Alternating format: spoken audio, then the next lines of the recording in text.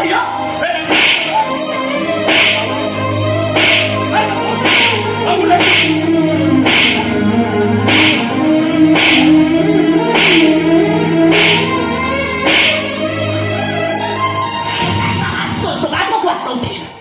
ମୋ ଘର ଭିତରେ ଠିଆ ମତେ ଶାସନ କରୁଛୁ? ଆହୁରି ଶାସନ କରିବି। ଦରକାର ପଡ଼ିଲେ ତ ଗୋଡ ହାତ ବାନ୍ଧି ପକାଇଦେବି। ମନ ଇଚ୍ଛା ଶାସନ କରିବି। ମତେ ଶାସନ କରିବା ତୁ କିଏ? ମୁଁ ତ ମା ଆଉ ତାରାକାନ୍ତ ଚୌଧୁରୀଙ୍କ ସ୍ତ୍ରୀ।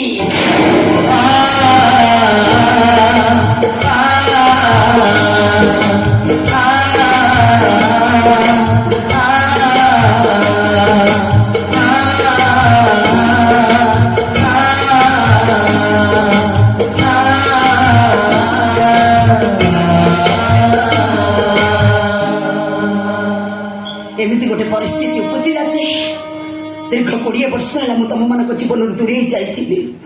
ବଞ୍ଚି ଥାଉ ଥାଉ ମୁଁ ତମମାନଙ୍କ ପାଇଁ ମରି ଯାଇଥିଲି। ଆଉ ଆଜି ତମ ବାପଙ୍କ ଦେହ ଖରାପ କଥା ଶୁଣି ଯଦି ରାତି ଆସିଲି ତୁ ମତେ ଭୁଲ ବୁଝିବୁ। ବାପକୁ ଚରିତ୍ରହୀନ କହିବ। କିଏ ତ ମାକୁ ବୁଢୀ କହିବା ପାଇଁ କିଏ ତତେ ଶିକ୍ଷା ଦେଇଛି? ବାପ ଉପରକୁ ହାତ ଉଠିବା ପାଇଁ କିଏ ତତେ ଠିକା ଦେଇଛି? ମାମା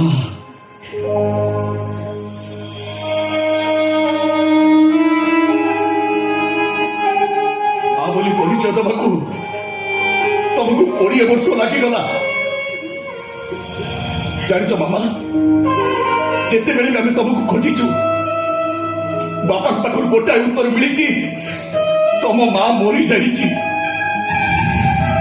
ଚିନ୍ତା କଲ ମାମା, ନିଜ ମାର ମନା ଖବର ଶୁଣି ସାରିଲା ପରେ ତା ପୁଅ ମାନଙ୍କୁ କେତେ କଷ୍ଟ ହେଇନଥିବ ଚିନ୍ତା କଲ।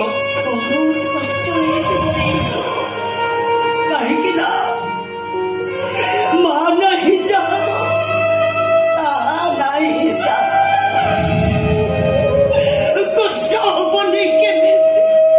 ଜାଣିଛ ମାମା, ତମେ ଯୋଉଦିନ ଘରୁ ଯାଇ ଆଉ ଫେରିଲନି ସେଦିନ ଆମେ ଭାଇ ଭଉଣୀ 3 ଜଣ କାନ୍ଦି କାନ୍ଦି ଶୋଇ ପଡିଲୁ।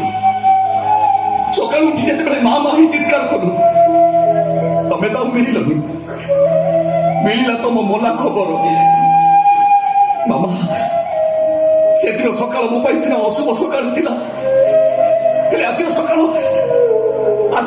ମୋ ପାଇଁ ଶୁଭ ସକାଳ। କାହିଁକିନା ମତେ ଆଜି ମୋ ମା ମିଳିଯାଇଛି। ମୋ ମା ମିଳିଯାଇଛି, ମତେ ମୋ ମା ମିଳିଯାଇଛି।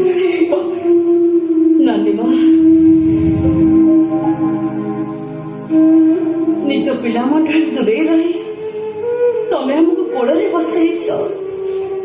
ଆମେ ଦିନେ ବି ତୁମ ପରିଚୟ ଜାଣିବାକୁ ଚାହିଁନୁ। ତମ ପରିଚୟ ସେମିତି ଅଜଣା ହେଇକି ରହିଗଲା। ଆଜି ଜାଣିଲା ପରେ ଖୁସି ଆଖିରେ ଲୁହ ଝରି ଯାଉଛି। ଆସ ନାନୀ ମା, ଭିତରକୁ ଆସ। ଆସ।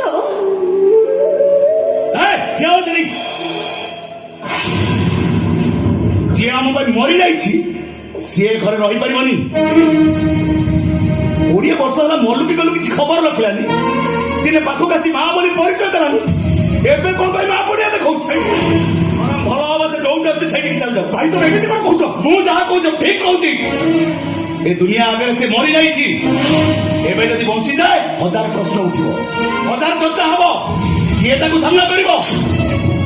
ବରଂ ସେ ଯେମିତି ମଲା ଲୋକ ହେଇଥିଲା ସେମିତି ମଲା ଲୋକ ହେଇଥାଉ। ସେମିତି କୁହନି କଣ? ହଁ, ମୁଁ ଯାହା କହୁଛି ଠିକ କହୁଛି। ଆଜିରେ ସେ ଘରୁ ବିଦା ହବା ଦରକାର। ତା ନହେଲେ ମୁଁ ଏ ଘରେ ନିଆଁ ଲଗାଇଦେବି।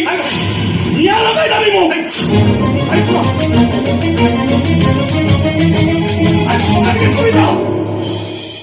ଏଗଲ ଠିକ କହିଛି।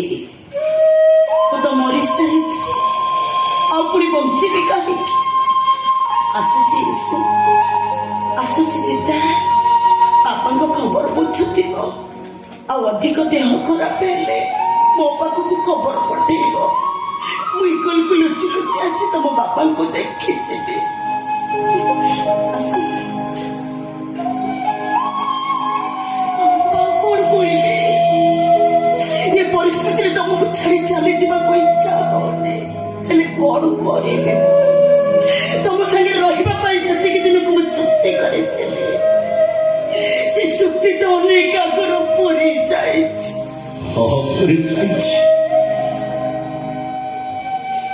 ଆମେ ଶେଷବେଳେ ବି ଏକାଠି ରହିପାରିବାନି। ତମ ହାତରୁ ଶେଷ ଚା କପ୍ ମୁଁ ପିଇ ପାରିଲିନି। ଶେଷ ଇଚ୍ଛା ମୋର ଇଚ୍ଛାରେ ରହିଗଲା। ତାରିଣୀ, ତମେ ତମ ଘରକୁ ଯାଅ, ମୁଁ ମୋ ଘରେ ଅଛି। ଆଉ କେବେ ଆସ କି ନ ଆସ, ମୁଁ ମରିବା ପୂର୍ବରୁ ଥରେ ଆସିବ। ମୁଁ ମରିବା ଆଗରୁ ତମକୁ ଟିକେ ଦେଖିବାକୁ ଚାହେଁ।